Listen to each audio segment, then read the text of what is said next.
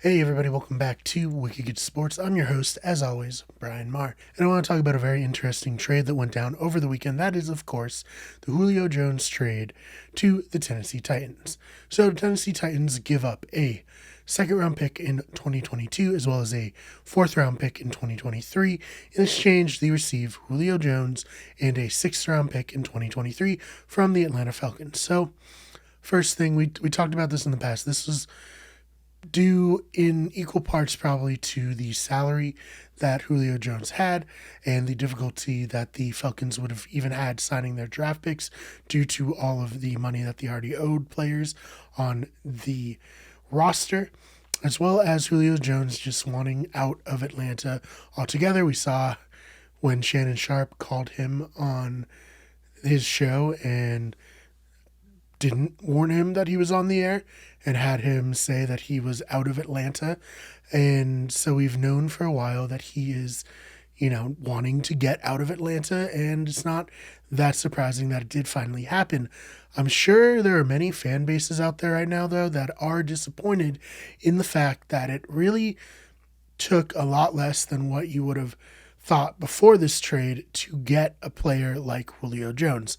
I mean, you have teams like the Patriots and Ravens who are rumored to be wanting him, not acquiring him. And I'm sure many of their fans are like, why couldn't we have given up at the very least what the Tennessee Titans gave up, if not a first round pick, in order to secure a player who in the past has shown himself to be a reliable all pro, one of the best one or two receivers in the league throughout his career, with the exception of last season where he was injured for quite a bit of it.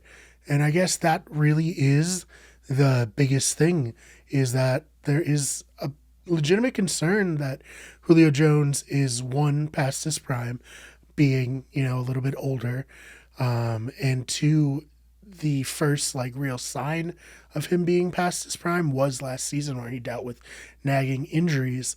So I think that plays a lot into it. On the other, side of the coin, if you're a Tennessee Titans fan, this morning and yesterday is probably like Christmas. If you can replace Corey Davis, who was a decent receiver who dealt with injuries as well as just general inconsistency before last year, with a player of the caliber, with the upside of Julio Jones, you do that 9 times out of 10. And with Julio Jones, if he's playing up to, what we've all seen him be able to play up to, this Tennessee Titans offense has the propensity to be quite scary. I mean, Derrick Henry is the best running back in the NFL right now. I don't think that's necessarily controversial to say, considering he's coming off of a 2,000-yard season. A.J. Brown is an up-and-coming wide receiver who he's a big fan of Julio Jones and did his part in recruiting him with videos from TikTok, where he's standing in front of a photoshopped array of him, Julio Jones, Derrick Henry, and Ryan Tannehill. And then Ryan Tannehill, it pains me to say a little bit as a Dolphins fan, not because I dislike Ryan Tannehill, but because we never got the level of play out of him, aside from maybe 2016 when they made the playoffs before he got injured. But Ryan Tannehill really has thrived in this Tennessee offense. I mean, yes, it's a lot easier to thrive when you have someone like Derrick Henry who can take the focus away from, what you're trying to do in passing, with the defense stacking the box. And I think Ryan Tannehill, well, he may not be of the level of some of the other quarterbacks in the AFC. Certainly he's no Patrick Mahomes. He is going to have another great season because, barring injury, how do you really defend this Titans team? If you're going to stack the box for Derrick Henry, which I think, you should, that's probably the number one thing to do, they're just going to beat you over the top with Brown and Julio Jones. So it's kind of an interesting proposition for a defense to defend against the Titans team, barring injury, and assuming Julio Jones is the Julio Jones that we've seen throughout most of his career.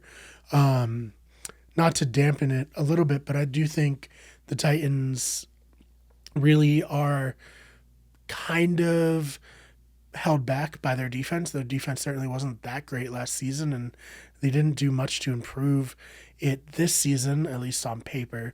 So that's something to watch. Will this, potentially top five offense be held back by their potentially average to quite bad defense?